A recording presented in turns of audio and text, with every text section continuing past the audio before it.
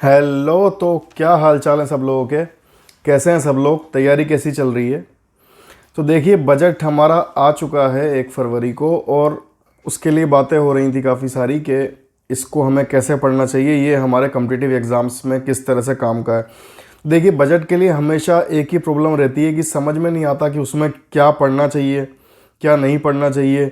आंकड़े मायने रखते हैं या फिर स्कीम्स मायने रखती हैं? क्या चीज़ कॉम्पिटिटिव एग्ज़ाम के लिए किस तरीके से इसको पढ़ना चाहिए, क्या चीज़ काम की है और क्या चीज़ नहीं है, ये बहुत बड़ी प्रॉब्लम रहती है। ठीक है, तो मैंने कहा ही था कि मैं इसको सोल्व करूँगा। देखिए, बजट जो है कॉम्पिटिटिव एग्ज़ाम्स के लिए इम्पोर्टेंट ये नहीं होता कि क्या सस्ता हो गया होने वाला है, क्या महंगा होने वाला है, टैक्स स्लैब में क्या बदलाव आ रहे हैं। अभी तक आप किसी में आते नहीं हो। एज ए स्टूडेंट अगर हम बात करें तो आपके लिए वो मायने नहीं रखता।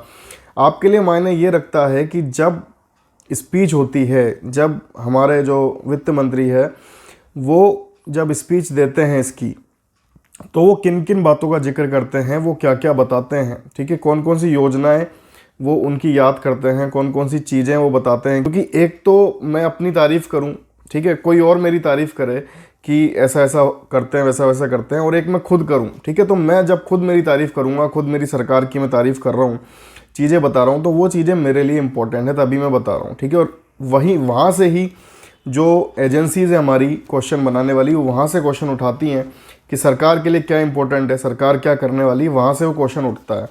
अब इसमें भी बात आती है आंकड़ों की। तो देखिए, जहाँ तक बात है यूपीएससी की, वो कभी आपसे आंकड़े नहीं पूछेगी। बहुत ही रेयर चांसेस में यूपीएससी आपसे आंकड़े पूछेगी, यानी डिजिट्स पूछेगी। वो आंकड़े तो आपको खुद ही दे देगी कि ऐसा ऐसा हुआ है। ठीक है, अब इसके अंदर की बात आप हमें बताओ। ठीक है, जिस तरह से मैं पेपर बनाता हूँ, तो फुल फॉर्म या आंकड़े वो सीधे खुद ही दे देगी, और उसके बाद में वो आपसे फिर उसके अंदर की चीज़ पूछेगी। लेकिन अगर आप तैयारी कर रहे हो आईबी की या फिर एसएससी सीजीएल की साथ में, तो यहाँ आपसे आंकड़े पूछे जा सकते हैं। ठीक है, यहाँ आपसे डायरेक्टली आंकड़े पूछे जा सकते हैं। इसलिए अगर आप आईबी एसएससी सीजीएल की भी साथ में तैयारी कर रहे हो, यूपीएससी ईपीएफ और यूपीएससी सिविल सर्विसेज के साथ में, तो फिर आप उसको कर सकते हो। ठीक है, तब आपको आंकड़े ध्यान रखने हैं, लेकिन यूपीएससी डायरेक्ट नहीं पूछेगी। ठीक है, ये हमने फ़र्क देखा एजेंसीज का।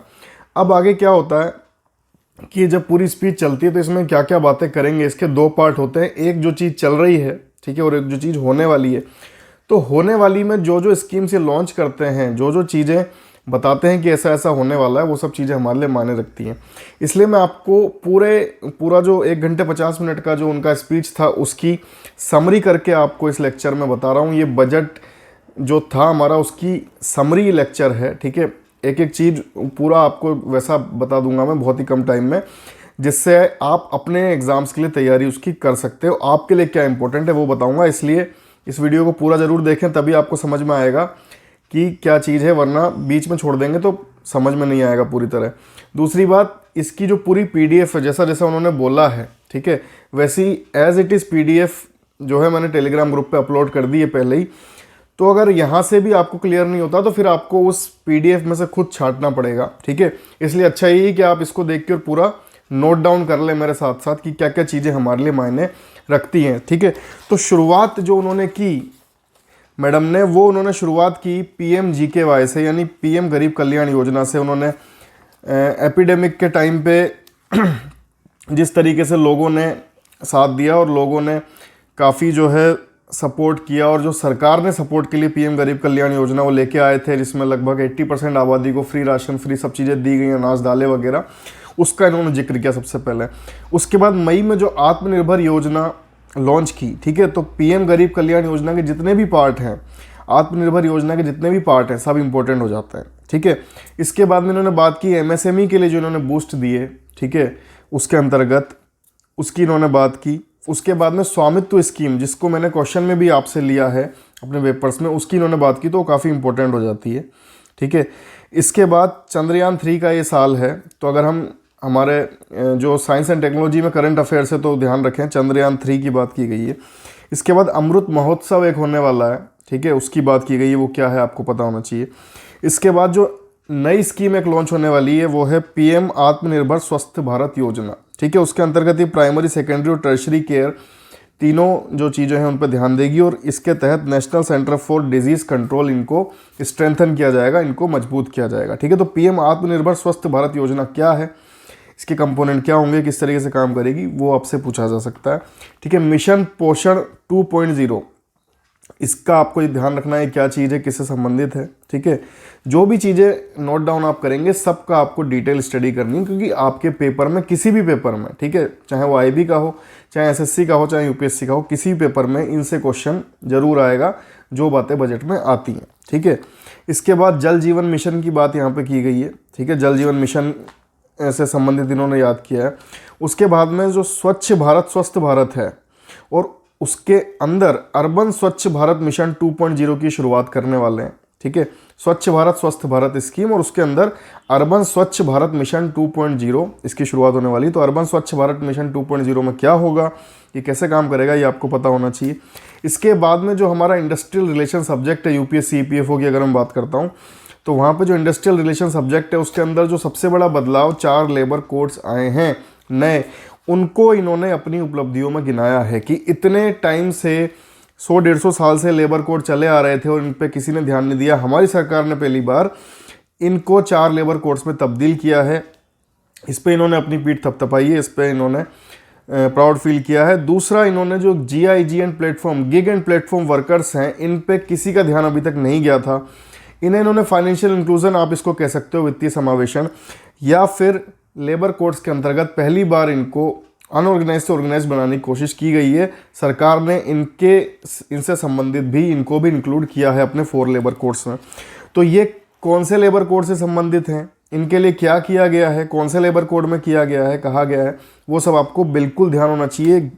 गिग एंड प्लेटफॉर्म वर्कर पे बिल्कुल क्वेश्चन आना ही आना है। ठीक है, तो ये 4 लेबर कोड्स इंपॉर्टेंट हैं, और साथ में गवर्नमेंट ने भी इस पर पीठ थपथपाई है। साथ में गिग एंड प्लेटफॉर्म वर्कर्स हमने इंक्लूड किए हैं, उस पर उन्होंने प्राउड फील किया है। तो ये आपको देखना है कि ये क्या चीज़ है। ठीक है, इसके बाद आत्मनिर्भर योजना के अंतर्गत प्रोडक्शन लिंक्ड इंसेंटिव स्कीम, ये क्या है? इसके तहत ये कि जितना आप प्रोडक्शन करते जाओगे उस हिसाब से आपको इंसेंटिव मिलेगा। ठीक है, तो प्रोडक्शन लिंक्ड इंसेंटिव स्कीम, इस पर आपको ध्यान देना है। मेगा इन्वेस्टमेंट टेक्सटाइल पार्क्स बनाए जाएंगे, मित्र योजना इसको कहेंगे। ठीक है, मेगा इन्वेस्टमेंट टेक्सटाइल पार्क्स, ठीक है, इस पे आपको ध्यान देना है। नेशनल इंफ्रास्ट्रक्चर पाइपलाइन किस तरह की होगी, उसमें क्या होगा। डेवलपमेंट फाइनेंशियल इंस्टीट्यूशन एक बनाया जाएगा, ठीक है, उसका क्या होगा, वो किस तरीके से काम करेगा। DFC डेडिकेटेड फ्राइट कॉरिडोर जो है इनका रेलवे का, वो चालू मतलब 2022 के एंड तक इसको कंप्लीट कर देंगे, और उसके डेडिकेटेड फ्राइट कॉरिडोर के आसपास की जो रेलवे की ज़मीनें हैं जो खाली पड़ी हैं, जिनका कोई काम नहीं है, उनको लीज पे दिया जाएगा, जिससे इनकम होगी। ठीक है, तो इनकम सोर्स के रूप में भी जो रेलवे की प्रॉपर्टीज़ हैं, जो उसका स्क्रैप है, जैसे वो संपत्ति है सरकार की, उसको कोई बेच नहीं सकता बिना सरकार के, सिर्फ सरकार ही बेच सकती है। तो उसकी जो ऐसे स्क्रैप हैं रेलवे के, जो खाली पड़ी हुई ज़मीन है, उनका यूज़ किया जाएगा। ठीक है, क्योंकि इन्हें future ready railway by 2030, future ready railway 2030 तक ये करने के विचार में है। ठीक है, जो छोटे शहर हैं जहाँ पे मेट्रो नहीं चल सकती है, तो वहाँ मेट्रो लाइट या मेट्रो नियो, ये 2 चीज़ें, लाइट मेट्रो या मेट्रो नियो, इनसे क्या होता है कि इनकी सर्विसेज जो है वो मेट्रो की तरह ही होती हैं, लेकिन थोड़ा सा जो खर्च है वो कम हो जाता है। ठीक है, तो मेट्रो लाइट या मेट्रो नियो ऐसे शहरों में लाई जाएंगी। ठीक है, जो पोर्ट्स हैं हमारे, पानी वाले जो पोर्ट होते हैं, शिपिंग पोर्ट्स, वहाँ पे PPP मॉडल, यानी आप सिर्फ सामान की चढ़ाई उतारी कर रहे हो और जो उसका मैनेजमेंट है पूरे पोर्ट का, वो कोई प्राइवेट पार्टनर कर लेगा। तो इस तरीके से PPP मोड लाएंगे पोर्ट्स में। ठीक है, जो इंश्योरेंस सेक्टर में FDI है वो 74% की गई है 49% से बढ़ा के, यानी अब सीधे सीधे कोई जो बाहर का प्लेयर है उसकी 74% हिस्सेदारी हो सकती है। ठीक है, गिफ्ट IFSC क्या है? गुजरात में जो एक सिटी बना रहे हैं ये, ठीक है, टेक्निकल हब के रूप में उसको डेवलप करेंगे, उसमें क्या क्या चीज़ें होंगी। तो गिफ्ट IFSC का जिक्र इस पूरी स्पीच में 2 से 3 बार आया, तो उसको ध्यान रखें आप, इंपॉर्टेंट क्वेश्चन बन जाता है हर एग्जाम के लिए कि गिफ्ट IFSC क्या चीज़ है और उसमें क्या क्या करने वाले हैं। पूरा मैं आपको एक्सप्लेन नहीं कर रहा हूँ, मैं आपको नोट डाउन करवा रहा हूँ, क्योंकि पूरा करूँगा तो उस जो उनकी स्पीच थी उससे लंबा चला जाएगा। इसको नोट डाउन करके आपको डिटेल में इनको पढ़ना है। ठीक है, इसके बाद में जो पब्लिक सेक्टर बैंक्स हैं उनमें जो NPAs हैं या कोई डूब रहा है, मतलब बहुत परेशानी आ रही है, तो 20,000 करोड़ का गवर्नमेंट ने कहा है कि हम एक संस्था बना के उसको देंगे, जिससे जिस भी PSB को, पब्लिक सेक्टर बैंक को दिक्कत आ रही है, वो वहाँ पे दे पाए, उसको सोल्व कर पाए। तो एक तरीके से पब्लिक सेक्टर बैंक्स के लिए 20,000 करोड़ का अलॉटमेंट किया गया है कि ये हम किसी तरीके से इसको, जहाँ भी दिक्कत आएगी उसको सोल्व करेंगे। ठीक है, जो डिपॉजिट इंश्योरेंस होता है, यानी बैंक में आपका पैसा है, ठीक है, तो एकदम से आरबीआई कोई नियम लगा देती है कि भाई 25,000 ज़्यादा आप नहीं निकाल सकते, 20,000 ज़्यादा आप नहीं निकाल सकते, ये नहीं कर सकते। आईसीआईसीआई, एचडीएफसी प्राइवेट बैंक्स में अधिकतर आप देखते हो ऐसा, ठीक है।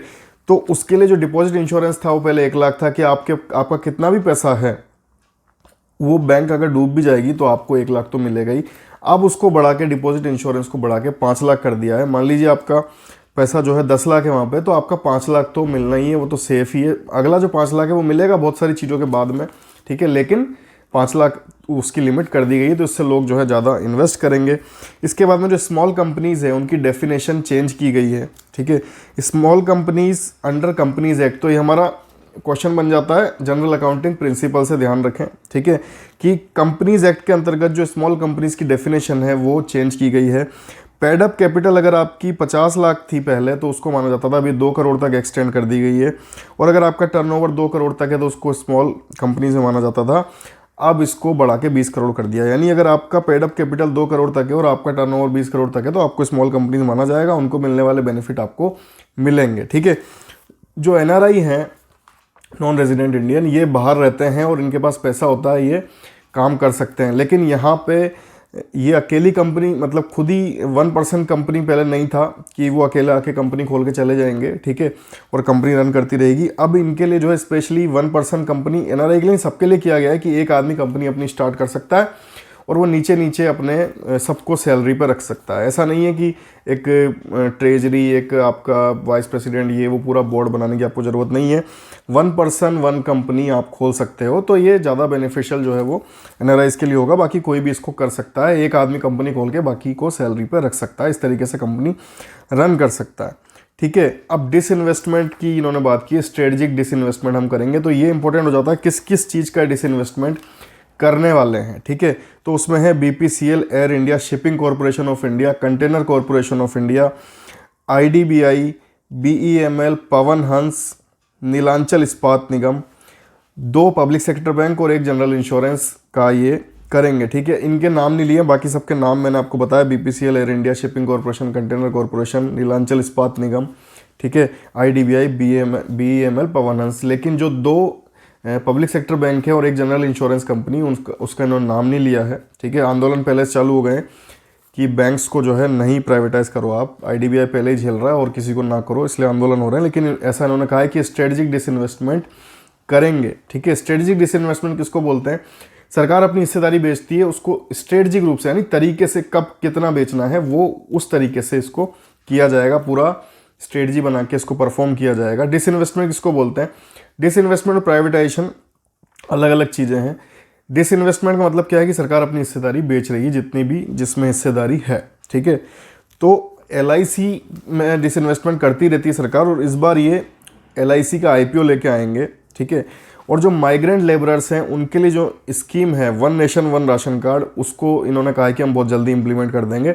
उसके तहत ये होगा कि माइग्रेंट लेबर देश में जहाँ भी रह रहा है वो अपना राशन कार्ड के थ्रू जो उसके बेनिफिट्स हैं वो ले पाएगा, ठीक है। स्टैंड अप इंडिया की बात की गई है कि स्टैंड अप इंडिया के तहत जो भी चीज़ें हैं उनको हम आगे बढ़ाएंगे।